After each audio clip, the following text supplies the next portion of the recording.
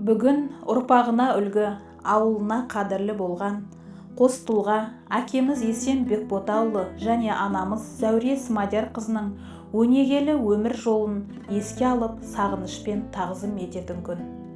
Әкеміз Есен 1943 жылы Шымқорған өңірінде дүниеге келіп, Самарқандтағы зоотехникалық институтта білім алды. Ал Зәуре анамыз 1947 жылы дүниеге келген.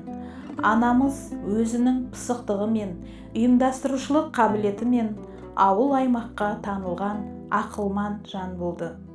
Олар 1965-66 жылдары бас қосып, тату-тәтті шаңырақ көтерді. Бірі ел шаруашылығына тер төккен есепші, бірі отбасының ұйытқысы, ауылдың қамын ойлаған жанашыр болды.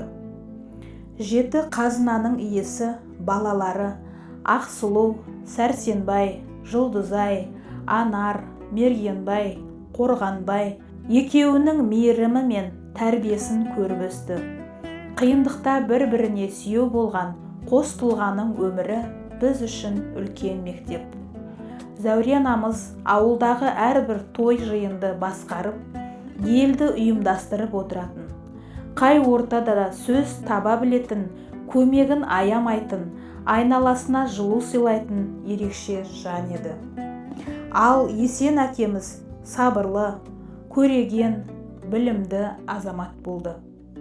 Еңбекқорлығы мен әділдігі мен көптің алғысына бөленіп, ауылдастарының қадірлісіне айналған жан еді. Ана, әке, сендердің мейірімге толы жүздерің, ұлағатты істерің жүрегімізде мәңгі сақталады. Бүгін балаларың, немерелерің, бүкіл ұрпағың сендерді сағынышпен еске алады.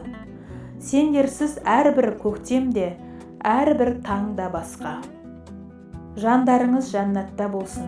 Біз сіздерді сағына еске аламыз. Орындарыңыз бос қалғанымен, іздеріңіз жүрегімізде мәңгілік. Арттарынан ұрпақ қалған 24 немере, 37 шөбере қалды.